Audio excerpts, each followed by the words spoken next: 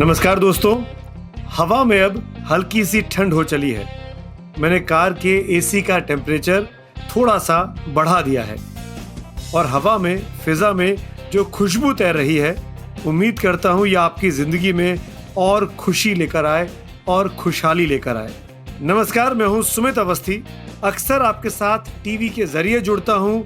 आप लोग मुझसे न्यूज़ सुनते होंगे, मगर आज आप मुझे सुन रहे हैं एबीपी लाइव के इस पॉडकास्ट कार में पत्रकार में, जहां हम बात करते हैं जाने माने चेहरों से और जानते हैं उनके जीवन के कुछ अनसुने किस्से उन्हीं की ही जुबानी। दोस्तों, कार में पत्रकार के आज के इस एपिसोड में जब मैं आपसे बात कर रहा हूं और मैं अपने डेस्टिनेशन की ओर आगे बढ़ता जा रहा हूं, रास्ते में मुझे हरियाली दिखाई दे रही है, रास्ते में मुझे बहुत सा ट्रैफिक भी दिखाई दे रहा है। इन सब के बीच में मुझे रास्ते में पोल्यूशन भी दिखाई दे रहा है, क्योंकि हम दिल्ली में हैं, नोएडा में हैं और यहाँ पे आजकल काफ़ी ज़्यादा प्रॉब्लम इन्वायरमेंटल इश्यूज़ पर आ रही है। तो मैंने सोचा आज क्यों नहीं कार में पत्रकार में एक ऐसी शख्सियत से बात की जाए जो न सिर्फ एक जानी मानी हस्ती हैं जिनको आप सब जानते हैं, बल्कि वो एक बहुत बड़ी सोशल वर्कर भी है और इस तरह की फील्ड में लगातार काम करती रहती है। और तुरंत मेरे दिमाग में एक नाम कौंधा, जिनको मैंने अभी 2 दिन पहले एक टीवी पे एक प्रोग्राम में देखा था। मेरे साथ इस वक्त जुड़ रही हैं Dia Mirza. Dia, welcome to the show. Thank you so much. Thank you, Sumit. I'm very happy to join you. Thank you for having me. Lovely talking to you. मैं आपका फ़ैन हूँ। आपको टीवी में देखा है, सीरियल्स में देखा है, बहुत सारा सोशल वर्क आजकल आप कर रही हैं। उन चीज़ों की हमने कई बार रिपोर्टिंग भी की है अपने न्यूज़ में। मेरा पहला सवाल और बेसिक सवाल, आप फिल्मों में इतनी कम क्यों दिखाई दे रही हैं? क्यों गायब हो गई थी आप फिल्मों से? गायब नहीं हुई थी। कुछ ऐसे फिल्मों के ऑफर आ रहे थे जो समझ में नहीं आ रहे थे। आई थिंक हर लड़की के ज़िंदगी में एक मोड़ आता है, स्पेशली हमारे इंडस्ट्री में, जब आप 25-27 की उम्र से आगे निकल जाते हैं और सडनली एक पता नहीं क्यों, चाहे वो एज रिलेटेड है या कौन सी बात से जुड़ी हुई है, ये चॉइसेस मैं नहीं जानती, लेकिन अच्छे जो ऑफर्स हैं, अच्छे किरदार हैं, वो गायब होने लगती हैं। और मैंने प्रोडक्शन शुरू कर दी थी सुमित। मैंने 2011 में अपनी प्रोडक्शन कंपनी खोल ली थी 26 साल की उम्र में, और मैंने 2 फिल्में बनाई। और उन फिल्मों को बनाते समय मुझे इस बात का एहसास हुआ कि मैं इस कला से इतनी गहराई से जुड़ गई हूँ, मुझे इतना प्यार है अपने काम से। मैं वही काम करूँगी जिसमें मुझे एक जिंदा दिली महसूस हो, जो ऐसी कहानियाँ हो जो एक किस्म की जागरूकता लाए और कोई विषय से जुड़े हो और कोई अच्छे किरदार हो, तभी मैं काम करूँगी। और आई थिंक जब मैंने बॉबी जासूस बनाई थी, उस समय बहुत सारे लोगों को पता नहीं क्यों ये लगने लगा था कि मुझे एक्टिंग में इंटरेस्ट या दिलचस्पी नहीं रही, क्योंकि मैंने अपने आप को नहीं कास्ट किया था, विद्या बालन को कास्ट किया था उस फिल्म में। लेकिन ऐसा बिल्कुल सच नहीं था। बस जॉब्स इंटरेस्टिंग नहीं थी। फिर जब मैंने संजू की, आई थिंक तब लोगों को लगा कि शायद इनको अभी भी एक्टिंग में इंटरेस्ट है। और फिर उसके बाद ऑफर्स आने लगी, और देखिए मेरी किस्मत, मैंने काफिर की लास्ट ईयर संजू के बाद, और फिर मैंने थप्पड़ की जो लॉकडाउन के बिल्कुल थोड़ा पहले ही रिलीज हुई थी। फिर द यूनिवर्स बेसिकली सेड अभी थम जाओ, थोड़ा रुक जाओ अपनी गाड़ियां बंद कर लो, इंजन ऑफ कर लो, घर पे बैठो। तो हम बैठे रहे घर पे, पिछले 7 महीनों से घर पर है। लेकिन अच्छी बात ये है कि बहुत अच्छे स्क्रिप्ट्स पढ़ने को मिल रहे हैं। तो लेट्स स्टार्ट विद स्टार्ट। 2001 और 2001 में रहना है तेरे दिल में, और वो सुपर डुपर हिट, सारे गाने उसके सुपर सक्सेसफुल, और आज भी वो गाने याद आते हैं। आपकी वो जोड़ी शानदार कि वो 2001 का दौर और 2020 का दौर। 2001 में वो पहचान मिलना, दिया मिर्जा जो मिस एशिया पैसिफिक थी और वो अवार्ड जीत के लौटी हैं, ब्यूटी पीजेंट है।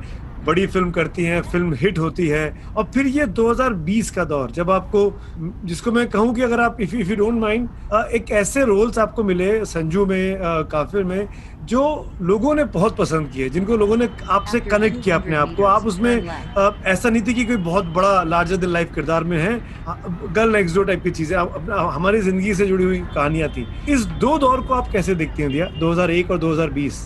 आई थिंक जब मैं आई थी फिल्मों में तब तो मैं बच्ची थी सुमित, मैं 19 साल की थी, एंड लाइफ एक्सपीरियंसेस उतने थे नहीं, शायद सोचने में इतनी गहराई भी ना थी, और कला की भी उतनी समझ नहीं थी। You know, I didn't really know the craft. I've learned on the job over the years, and जब भी मुझे लंबे गैप्स मिलते थे मैं कोई वर्कशॉप्स कर लेती थी, कुछ ना कुछ I used to keep honing my skills। लेकिन आई थिंक एक अंतर है उस दिया में और अब के दिया में, वो ये है कि तब मैं बच्ची थी, अब मैं नहीं रही। Very correct. बात ये है कि जिंदगी के समझ की गहराई थोड़ी ज्यादा बढ़ गई है। आई थिंक ये जो समाज से जुड़ी हुई जो मैं काम करती हूँ, वो मुझे हकीकत से इतना जोड़ के रखती हैं कि जब भी कोई किरदार निभाने का मौका मिलता है तो वो करीबी एहसास में बहुत उसकी वजह से बहुत फर्क पड़ता है, बहुत फर्क आता है। मैं आपको एक एग्जाम्पल देती हूँ जी। जब मैं थप्पड़ की शूट कर रही थी, हम लोगों ने एक शेड्यूल खत्म कर लिया था, बहुत छोटा रोल है, और अनुभव ने जब मुझे ये फिल्म ऑफर की थी तो मैंने तो कहा कि मैंने उनकी दूसरी फिल्में देखने के बाद मैंने कहा था कि वो मुझे कुर्सी या पंखे का भी काम करने के लिए देंगे तो मैं कर लूंगी, क्योंकि I just wanted to be a part of his stories. मैंने अनुभव सिन्हा के साथ 2 बहुत कमर्शियल बहुत बड़ी फिल्में की थी। अच्छा। बहुत सारी। वो उनका बहुत अलग ही सोचने का, उनकी विचारधारा बहुत अलग थी तब, और ऑब्वियसली फिल्म बनाने का जो नजरिया था वो भी बहुत अलग था। तो ये जो उनका नया रूप प्रकट हुआ है उससे मैं बहुत इम्प्रेस थी, और मैं बहुत दिली मेरी ख्वाहिश थी कि मैं उनके साथ काम करूं। तो so when he offered me थप्पड़, he was very scared and tentative. He said ये शायद ना करे, बहुत छोटा रोल है। लेकिन जब मैंने कहानी सुनी तो मुझे बहुत अच्छी लगी, और मुझे ऐसे लगा कि यहाँ पे कुछ ऐसा करने का मौका मिल रहा है जो मैंने आज तक किया नहीं है, बहुत मजा आएगा। तो मैं चली गई, एक शेड्यूल हमने शूट कर लिया, फिर दिल्ली में एक कुछ 15-20 दिन के गैप के बाद या 1 महीने के गैप के बाद लास्ट शेड्यूल था, दिल्ली पहुंची। ये सीन्स हम लोग बैक टू बैक शूट कर रहे थे, प्रीटी फास्ट। एंड तब मुझे जब काम खत्म करने के बाद मैं अनुभव के साथ बैठी थी तो रात के 2 बज रहे थे, मेरा पैकअप हो गया था, वो बाकी कुछ और सीन्स शूट कर रहे थे, नाइट शूट थी। तो मैंने उनसे पूछा काम कैसे लगा, आपने तो कुछ बताया ही नहीं। सो he said, are you fishing? I said, नहीं, I'm not fishing. He said, अच्छा नहीं लगता तो ओके नहीं करता। I said, नहीं, वो बात नहीं है, बट हमने साथ में काम किया है पहले, और वो फिल्में बहुत अलग थी, वो किरदार बहुत अलग थे, हम बहुत सालों बाद एक साथ काम कर रहे हैं, क्या फर्क महसूस हुआ? What is the difference between the दिया then and the दिया now? Right. सर तुम meditative हो गई हो। Oh wow. You're very present in every scene. And you've lent more to the character than was written on the page. Wow. And I was like, this is the best compliment a director can give an actor. Thank you very much.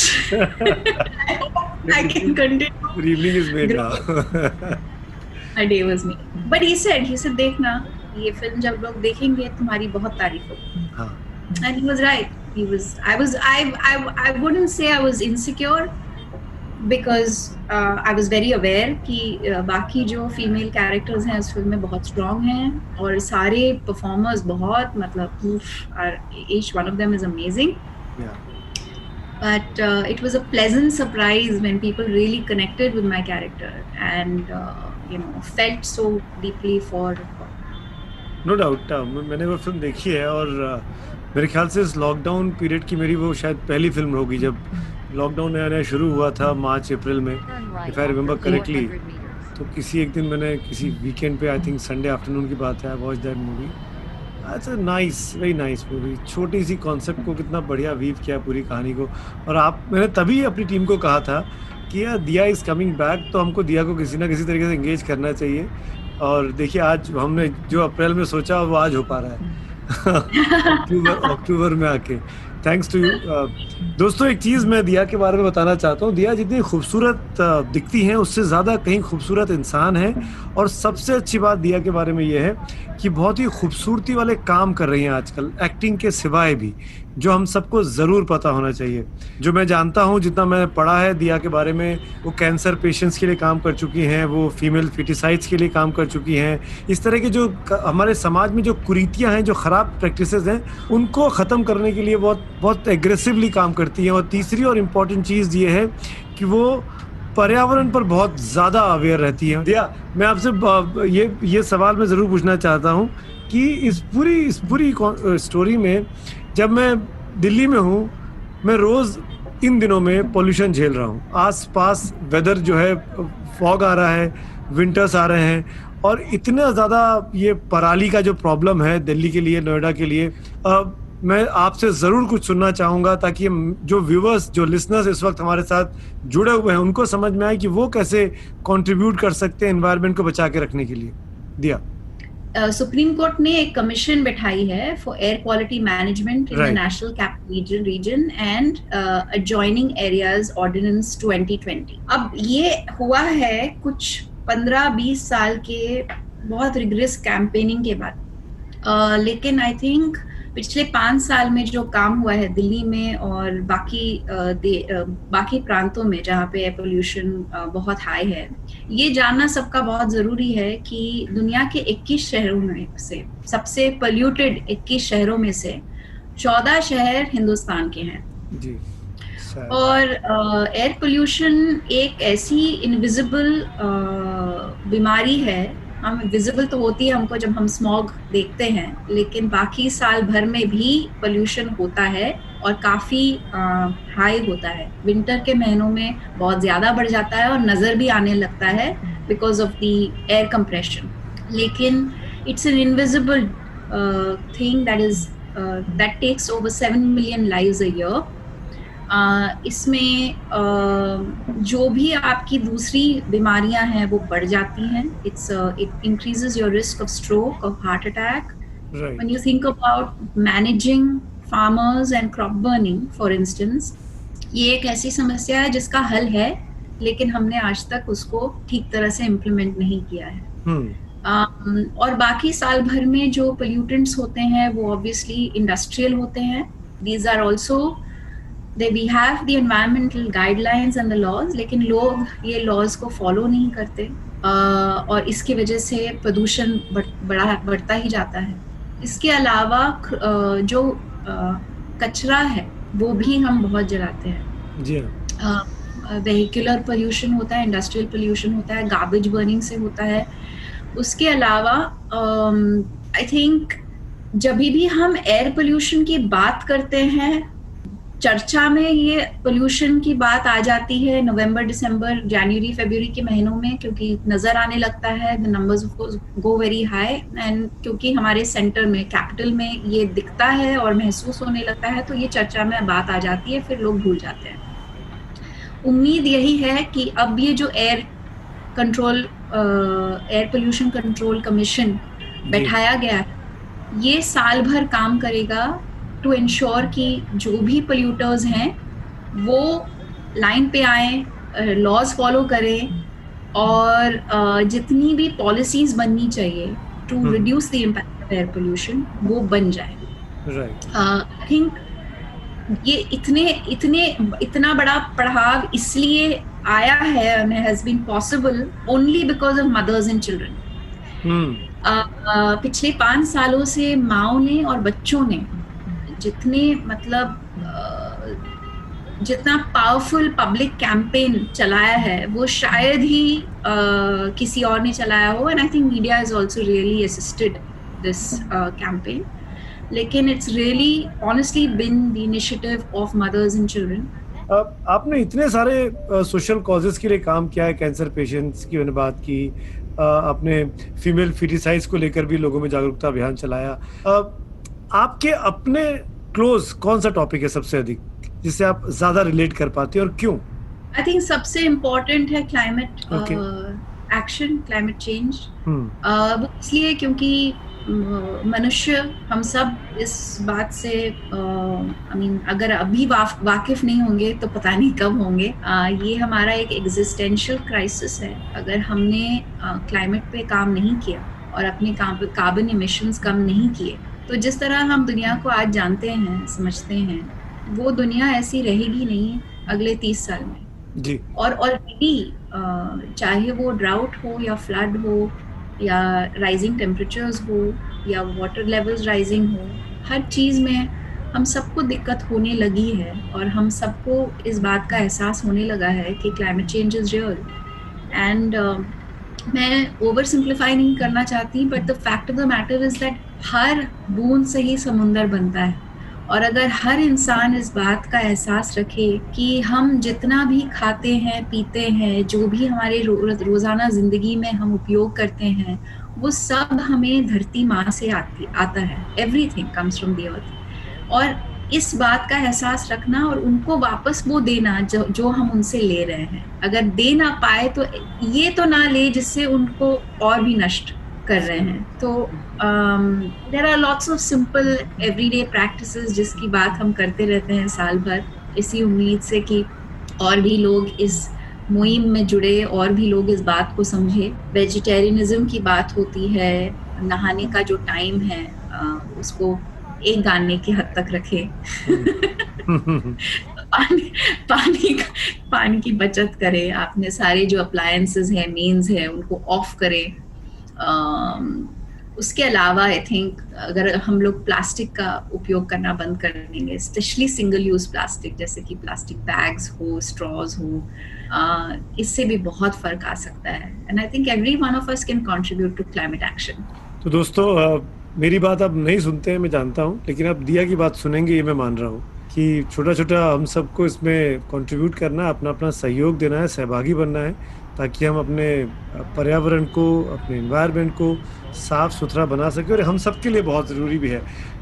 दिया, अब कुछ हल्की सी बातें करूँगा जिसमें public हंसेगी थोड़ी। हल्की का मतलब ये नहीं कि फ्रिवलेस, हल्की का मतलब हंसाना। जो इस पॉडकास्ट में जुड़े हुए मेरे साथ, आपका अपना फेवरेट एक्टर कौन है?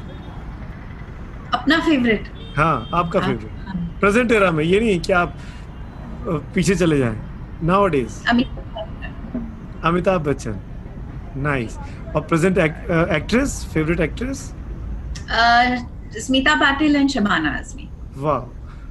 डायरेक्टर? जोया अख्तर। जोया, आप सुन रही है ना? फाइनेस्ट फिल्म मेकर्स है वो मेरी बहुत अच्छी दोस्त है, वो जानती है मैं उसकी बहुत बड़ी फैन। मैं तो आपका सीवी लेके चला था, जोया जोया जोया।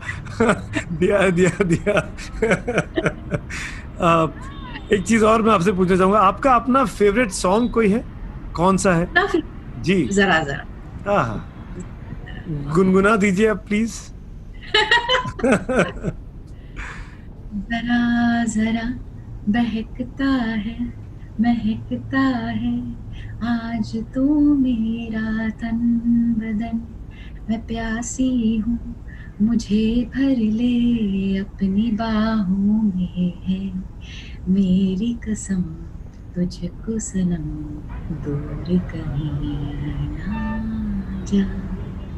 अरे वाह, superb superb superb, excellent excellent. जब मैंने पहली बार ये गाना सुना था मुझे बड़ा भयंकर लगा था। क्यों?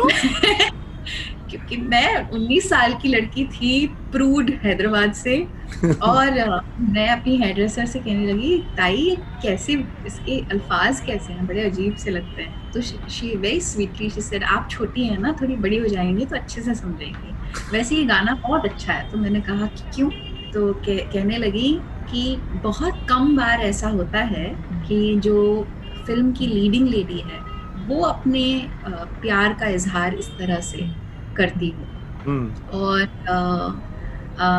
और ये गाना देखिए, मतलब 20 साल होने को आ रहे हैं, 19 साल हो गए, और आज भी रेडियो पे दिन में एक बार तो जरूर बजता है।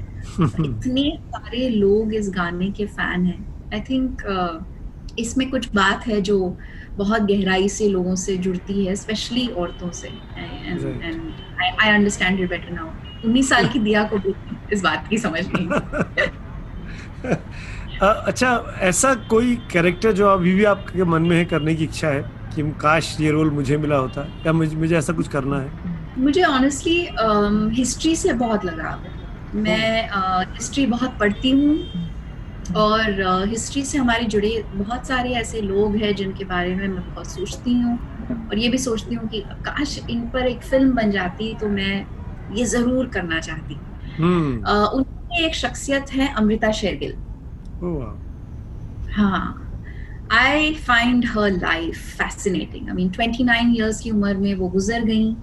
She was a world famous artist, celebrated artist, and उनकी जो सोच थी, उनकी विडंबना थी, उनसे जुड़ी हर बात बिल्कुल मतलब बहुत बहुत ज्यादा इंटरेस्ट और इम्प्रेस करती है। तो आप तो प्रोडक्शन हाउस है आपका, आप एक्टिंग कर रही हैं, तो हाथ कंगन को आरसी क्या है, बनाइए अमृता, लेट बैक बन जाएगी आपके मुंह में घी शक्कर। Thank you so much. ज्यादा घी शक्कर खाना नहीं चाहिए, वेट पुट ऑन होता है। लेकिन अब ये बताइए, अब नेक्स्ट बड़ा प्रोजेक्ट कौन सा आपका आ रहा है, किस प्लेटफॉर्म पे आ रहा है, कहाँ देखेंगे? OTT है, फिल्म है? अगर आप डिस्क्लोज करना चाहें तो। I'm not allowed to right now, but अगले 4 महीनों में I have finished 3 very very beautiful stories, so I'm looking forward to them. और जब अनाउंस करेंगे तो सबको पता चल जाएगा। Is it a movie or series? One feature film and 2 series. वाह, तो मेरी और मेरे तमाम जो लिसनर्स हैं, इनकी तरफ से आपको अभी से शुभकामनाएं, ऑल द बेस्ट, कि आपकी दोनों चीजें, तीनों चीजें सुपर डुपर हिट रहे और आपके रोल को बहुत पसंद किया जाए। एक चीज मैं जानना चाहूंगा आपसे, क्योंकि हम बातचीत करते करते मेरा डेस्टिनेशन भी अब आता जा रहा है, और आपको भी, आप मसरूफ शख्सियत हैं, आपको बचपन से था कि आपको सोशल कॉजेस की ओर जाना है, या जैसे जैसे आप मैच्योर होती गई आपको एहसास हुआ कि एक्टिंग या मॉडलिंग जो है ये बहुत शॉर्ट टर्म चीजें हैं, मुझे कुछ बड़ा कंट्रीब्यूट करना है? ये मतलब ये प्रेरणा कहाँ से मिली, मोटिवेशन कहाँ से आया? आई थिंक ये बचपन में ही समझ में आ गया था कि जब भी आप किसी के लिए कुछ करते हैं, या कोई भी काम आप जब दूसरों से जुड़ा हुआ करते हैं, तो जितनी खुशी उसमें मिलती है वो शायद ही किसी और काम में मिलती। लेकिन आई थिंक एक सेलिब्रिटी स्टेटस हासिल करने के बाद जो मुझे मौके मिले लोगों के साथ जुड़ने के, उनके साथ काम करने के लिए और उनको बढ़ावा देने के लिए, that really gave me a lot of joy and satisfaction. उसके अलावा आई थिंक मेरे नस में, रग में एक्टिविज्म है। मेरी माँ एक्टिविस्ट हैं अभी भी। घर पे जोर शोर के डिबेट होते हैं, बहुत बातों पे चर्चे होते हैं यहाँ पर घर पर। And yeah, we believe, I mean, I've been raised to be a proactive citizen of the planet, and I've always been told by my parents that your life is of no value if you can't bring value to others. Wow. So yeah, super. So थोड़ी सी activism और थोड़ी सी जो तकदीर ने मौके दिए हैं उसका आई थिंक ठीक से उपयोग करना। अब तो लॉकडाउन खत्म हो रहा है, पर कोविड खत्म नहीं हुआ है। कोविड कभी कह रहा है कि सेकेंड वेव आ रही है, कोई कह रहा है थर्ड वेव आ रही है। यूरोप में क्या हो रहा है हम रोज पढ़ रहे हैं, फिर से लॉकडाउन की ओर यूरोपियन कंट्रीज जा रही हैं। Any suggestions, any appeal to my listeners through this podcast? Sumit, I think 3 चीजें हम सबको अगर अब एहसास हो जाए तो बहुत अच्छा होगा। एक ये कि हमारा स्वास्थ्य, हमारी प्रगति, हमारी खुशियाँ, हर चीज पर्यावरण से जुड़ी हुई है। हम जब पर्यावरण के संतुलन के लिए काम करने लगेंगे तभी बदलाव आएगा। और कोविड इस असंतुलन माहौल के वजह से पैदा हुआ है, और ऐसे और पैंडेमिक्स आएंगे। I think this has been a very powerful reminder of the connection between environment and human progress and life and health, most importantly. Second, I think लापरवाही ना करें, अपना मास्क पहने रहें, लोगों से थोड़ी दूरी निभाकर ही रखिए, और सोच समझ के कदम उठाइए, काम कीजिए। ऑब्वियसली लॉकडाउन्स उठे हैं इसलिए कि हम सब वापस काम पे जाएं और अपने परिवार का ख्याल रख पाएं, लेकिन उसके साथ साथ हमें याद रखना बहुत ज़रूरी है कि हमारे जो चॉइसेस हैं वो हमारे परिवार को इम्पैक्ट करेंगी, और मास्क पहनने से ही बहुत फ़र्क आएगा, सेफ्टी बढ़ेगी। तीसरी बात ये है कि पेड़ लगाइए, अपने कचरे को अलग कीजिए, कंपोस्टिंग कीजिए, प्लास्टिक का इस्तेमाल ना कीजिए। वो ऐसे छोटे छोटे कदम रोज उठाइए जिसमें पर्यावरण की सुरक्षा बढ़ती जाए और अपना स्वास्थ्य ठीक होता जाए। तो जितना दोस्तों आप नेचर के करीब जाएंगे, प्रकृति के करीब जाएंगे, उतना आपका जीवन खुशहाल होगा। ना सिर्फ आपका होगा बल्कि आपके आने वाले पूरी की पूरी जो जनरेशन है वो सब उससे खुशहाल रहेंगे। ग्रीन एनवायरनमेंट हम सब के लिए बहुत ज़रूरी है, और दिया बार बार इसी ओर इशारा कर रही हैं। मैं उम्मीद कर रहा हूँ कि दिया की ये बहुत पॉजिटिव कंस्ट्रक्टिव बातें, उनका ये जो इंस्पिरेशन है, उनकी जो मोटिवेशन है, इससे अगर मेरे इन तमाम लिसनर्स में से बहुत कम परसेंटेज लोग भी इस रास्ते पे चल पड़े, तो मेरे ख्याल से इस पॉडकास्ट का मकसद पूरा होगा कि हम लोगों को एक सकारात्मक चीज़ की ओर ले जाना चाहते हैं कि हमको हमारे पर्यावरण को, हमारे एनवायरनमेंट को, हमारी माँ को, धरती माँ को बचा के रखना है। हम अपने आप को बचाना है, अपने आप को अगर बचाना है तो ये करना ही होगा। राइट दिया, मैं साइन ऑफ का टाइम हो रहा है, लेकिन मैं चाहता हूँ कि एक गीत और हो जाए क्योंकि मैं फैन हो गया हूँ आपकी आवाज का। if you are game। क्या बचाएंगे आप? जो आपको आता हो, जो आपको अच्छा लगता हो वो सुनाइए आप। एनीथिंग, हैदराबादी भी चलेगा। देखे देखो, दिल देखे देखो जी, दिल लेने वालों दिल देना सीखो जी। Thank you so much. सारे लिसनर्स को all the best, and let's stay connected and make the difference we can. Yes, we will. We have to. We have no option. Thanks, Diya. All the best. Thank you. All the best to you too. Thank you so much. Thank you so much. You have arrived at your destination. तो ये था आज का episode of ABP live podcast car में पत्रकार। उम्मीद करता हूँ आपको ये एपिसोड पसंद आया होगा। आप मुझे @Aवस्थीS या ABP न्यूज़ पे ट्वीट करके अपने सजेशंस और फीडबैक दे सकते हैं, जिसका मुझे बेसब्री से इंतजार रहेगा। तो मुलाकात होगी अब आपसे अगले हफ्ते। तब तक जीवन में खुश रहिए और मुस्कुराते रहिए। नमस्कार।